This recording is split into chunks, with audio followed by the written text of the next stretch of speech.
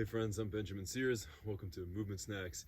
These are bite-sized morsels of nourishing movement designed not to crush you, but to bring awareness into specific areas of your body and present a complete arc of practice that will always end in meditation. So today we're going to get pretty detailed in the spine with some mobility work, but first let's just get moving.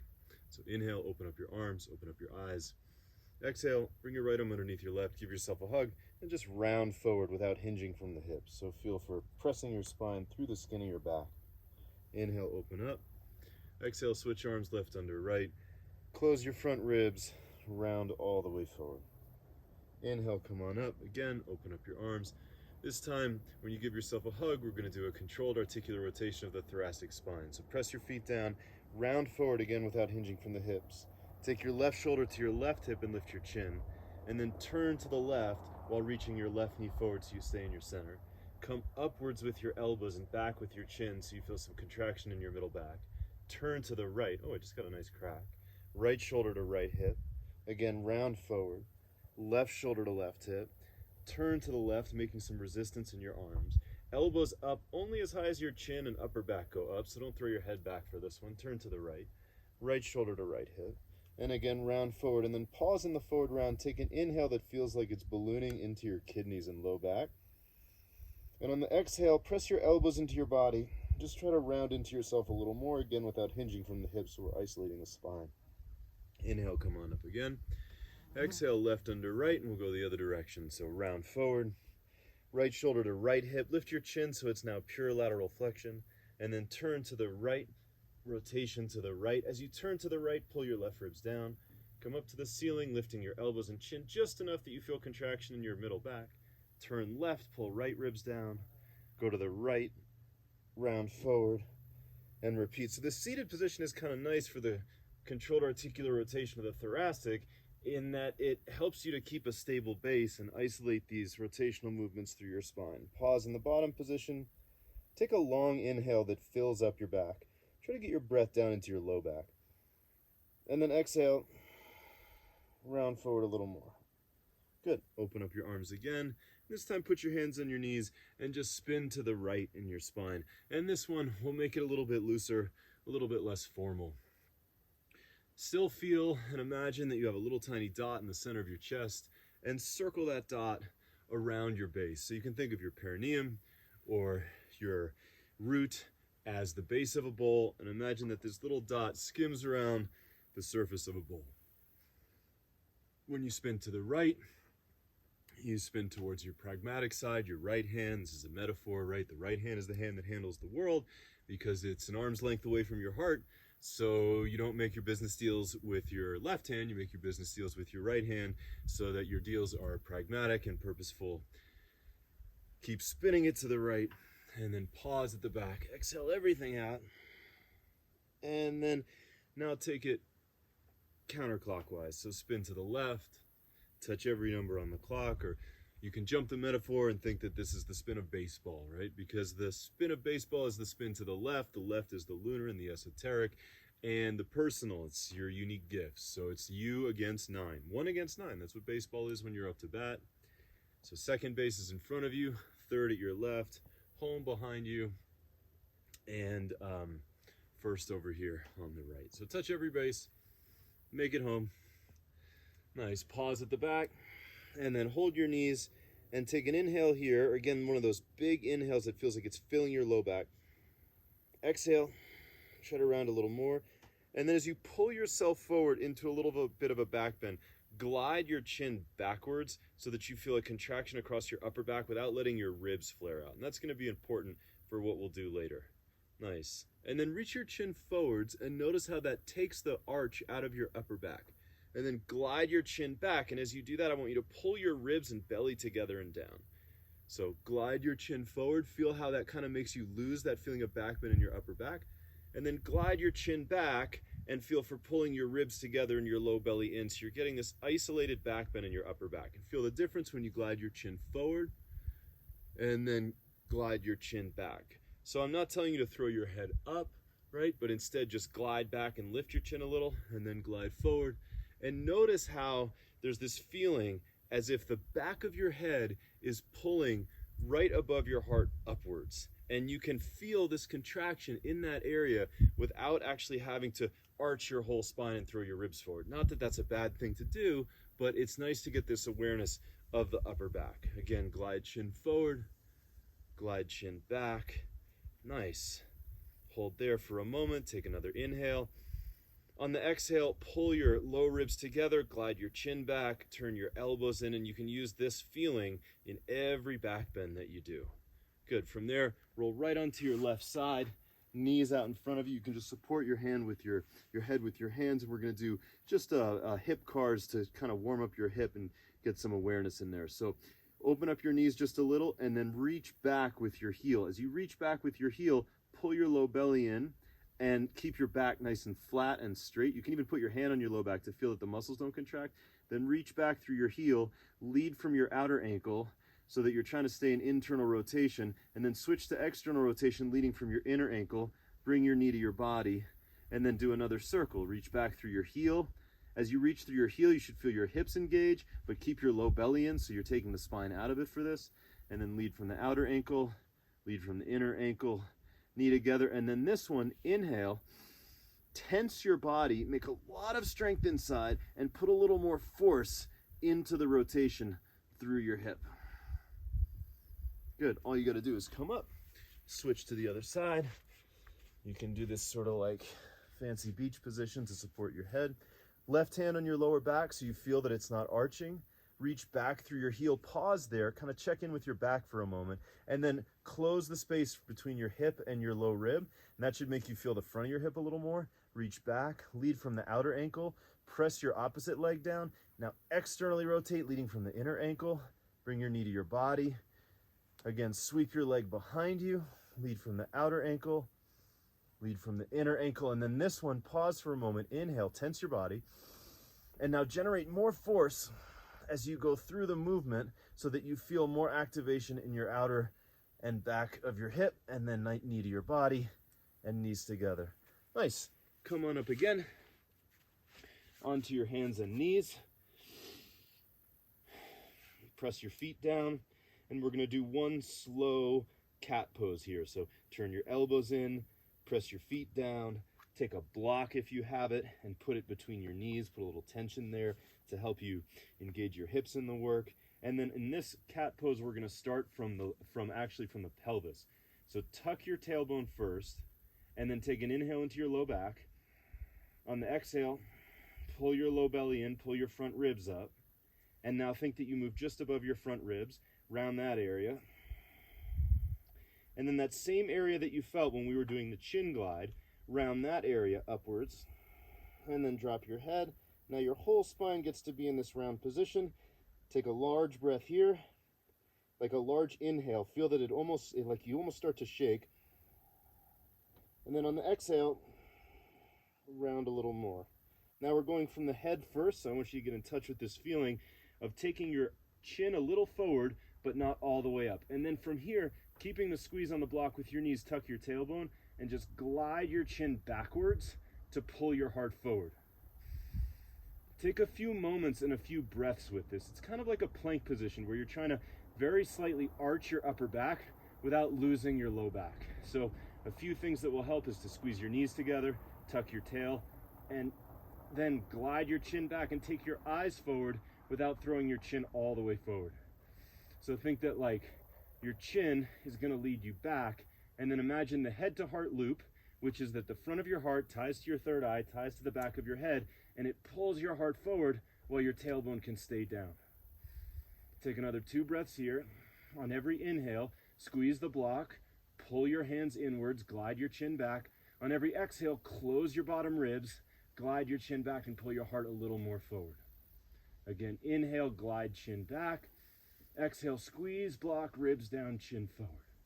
Nice. You can kneel down. You should feel like a nice contraction across your upper back without too much intensity in the lower back. So now we're going to use your props to get even more awareness of that spot. If you don't have blocks, you can get books. I often use books as blocks when I'm traveling. So the way that we're going to do this is we're going to take hip extension out of the equation by laying your hips on top of one of your blocks. So the way that I have it is that my hip bones are just over the edge of the block, but you can see if I were to compare the position of my hips now really allows me to straighten my lower back much more easily. Whereas if I take the block out of the way, it's so demanding to have enough hip extension to get this part of you to be straight that it's going to be counterproductive for this drill. So the block goes underneath your hips like this, and then this other block, this is the part that's kind of intense, especially if you have one of these wooden blocks like I have, is you're going to take this block and put it kind of like right in your sternum. So it's just below where my chest muscles are, and you should feel it pressing into your chest. And then for a moment, just drop your head. Take a long inhale into your lower back and let yourself fall over the blocks. And I immediately actually feel this nice lengthening sensation in my lower back. Let's take 2 more breaths there.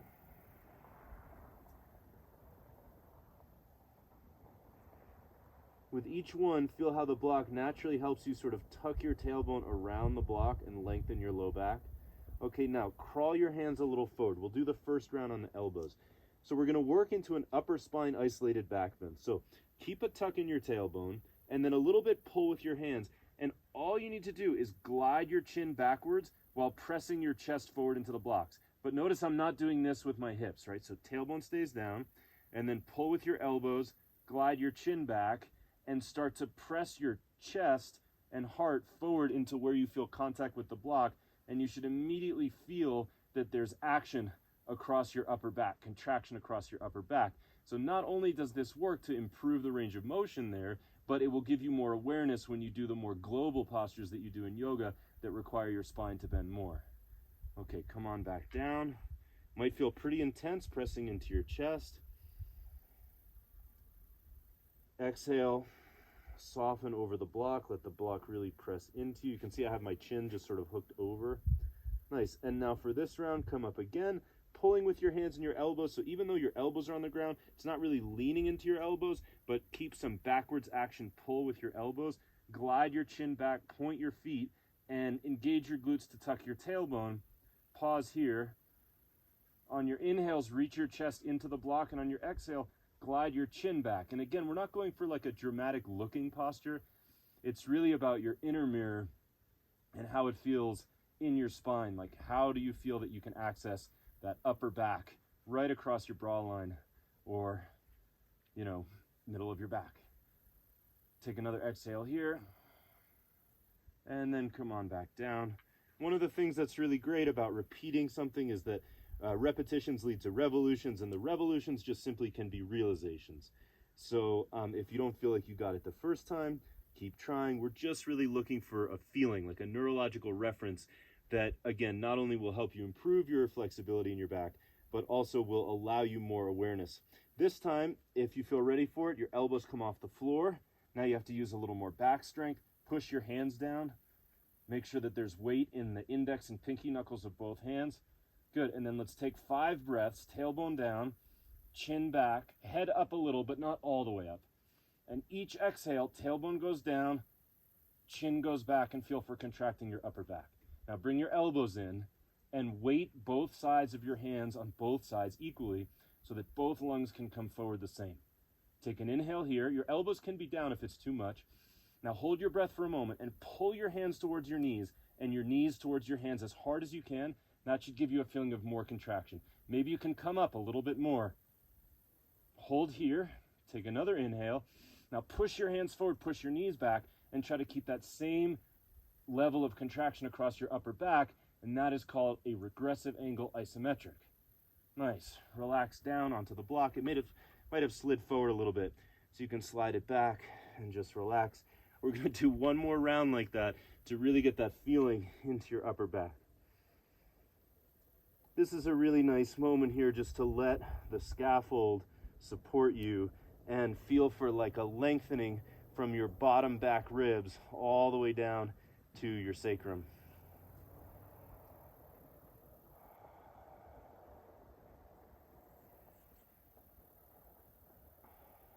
Okay, let's do one more round. Practice makes pattern. Let's make good patterns. Put your hands down and then focus on the first move is tailbone down.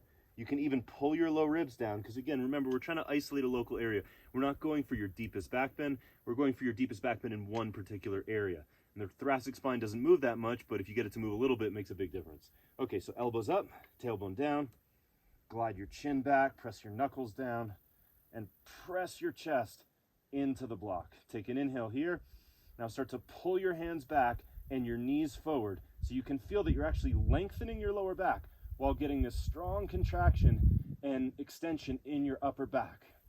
So this is the progressive angle isometric. Start to ramp up your effort for 5, 4, press your feet down, 3, 2, 1. Don't give up. Inhale, hold your breath for a moment, push forward a little with your hands, push back a little with your knees, and try to keep that contraction across your upper back, and notice any asymmetries from left to right. Press your index knuckles down on both sides, and then come on down. Oh boy. So if you're really doing it, it feels pretty intense. Take another inhale here. You can also stretch your arms forwards. And exhale, soften over the blocks. Okay, come off of the blocks. Now, without the help of hands and the push of your arms or the support of your elbows, we're going to try to target that same area of your back. It's, again, not going to be very dramatic, but the hope is that you're starting to bring a little bit more awareness and sensation into your upper back. So you're going to start with your hands down like this, and then we're looking for that same posterior tilt position in the pelvis. So tailbone down. My face is going to smush the floor a little bit to start, and now all we're trying to do is like the smallest locust pose you've ever done, where you just glide your chin back and try to get that little area across your upper back to fire up without using your low back. So tailbone down, take an inhale, crush the floor with your hips, glide your chin back, and come up only to the point where you feel that only the upper back is contracting. So you can see I'm still strongly tucking my tailbone, low ribs in, and just glide your chin back and feel that upper back start to turn on. And then come on back down. So this is a great cure for postural issues.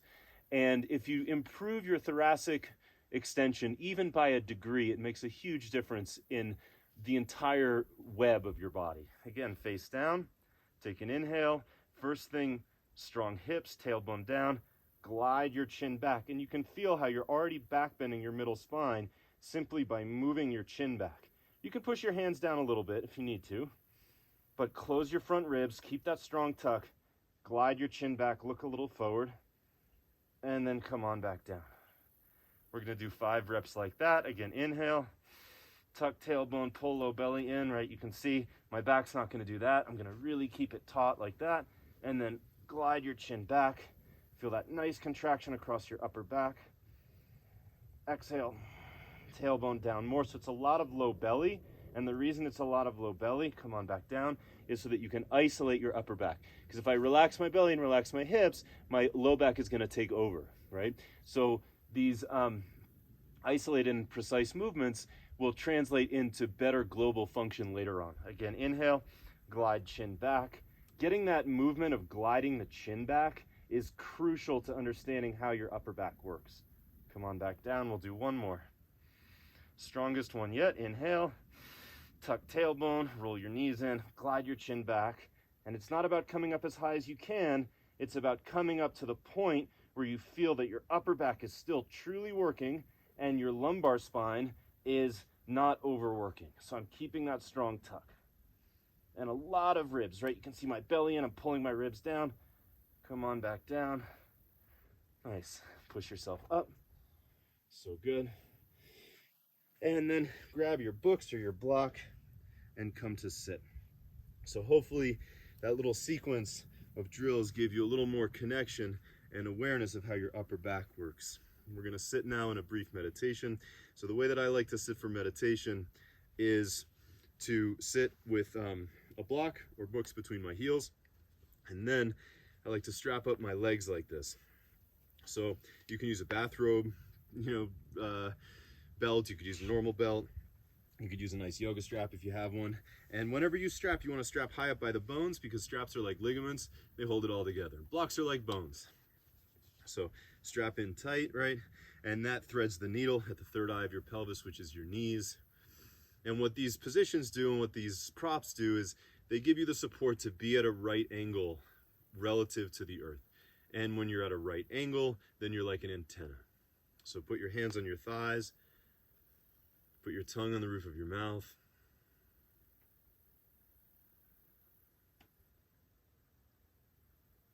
And fill your belly spherically. Feel for breathing down and out and back. Feel the contact of your hands on your thighs. Feel how it's nice to be in contact with yourself. So practice is an opportunity to develop techniques of being in good contact with yourself. Because when you're in good contact with yourself, then you don't get spun out, and then you can get insight and have revelations instead of feeling like the world is spinning you. Connect to your breath for a moment through your nose. And just connect with this sensation, this idea that without having to overwork your breath, that every cell is respirating, every cell in your body.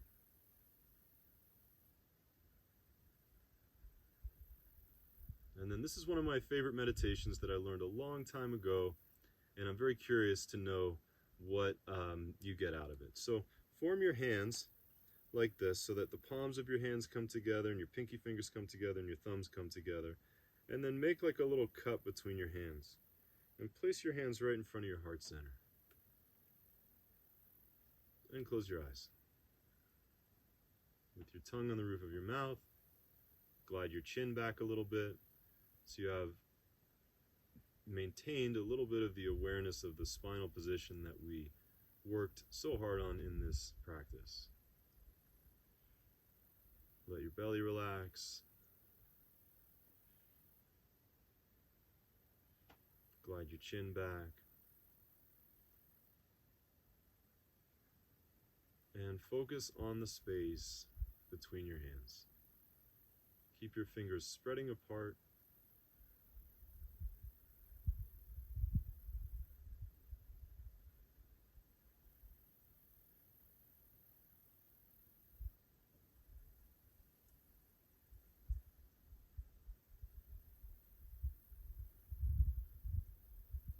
Focus on the space between your hands.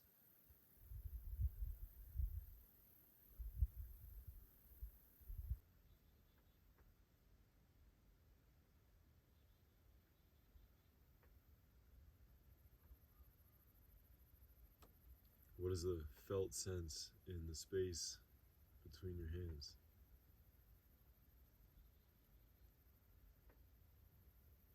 What is the texture of the moment?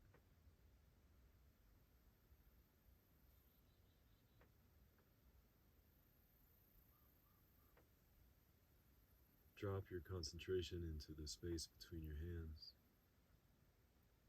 Keep your fingers apart.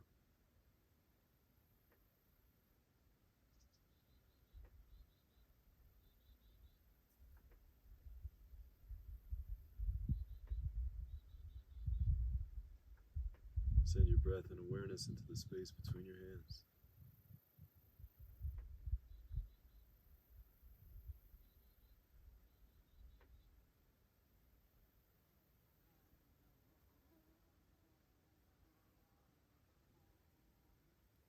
Keep your tongue on the roof of your mouth and you're breathing silky and easy.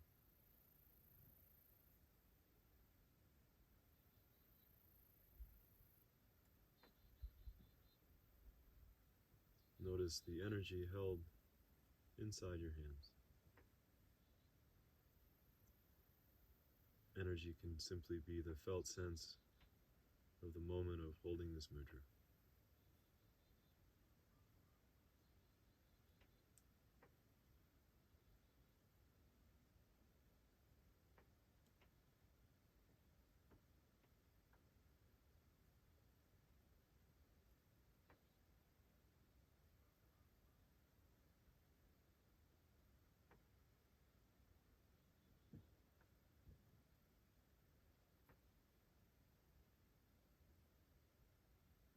Bring your awareness back to the space between your hands, the space that you're holding between your hands.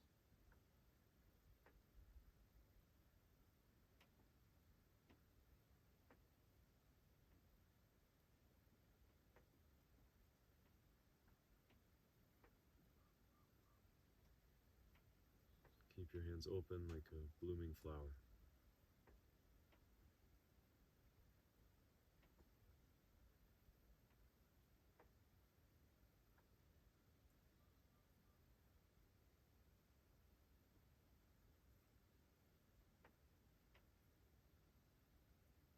Bring your hands to prayer.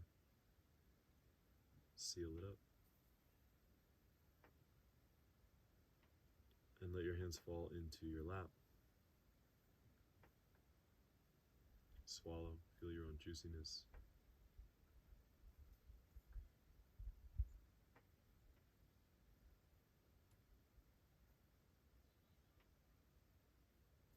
And when you're ready, open your eyes.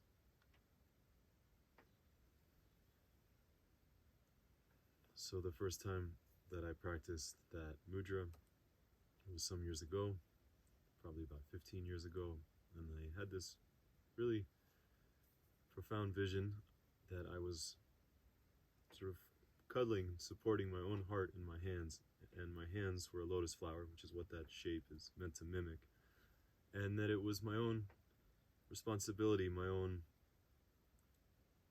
opportunity to support my heart so that it could float through life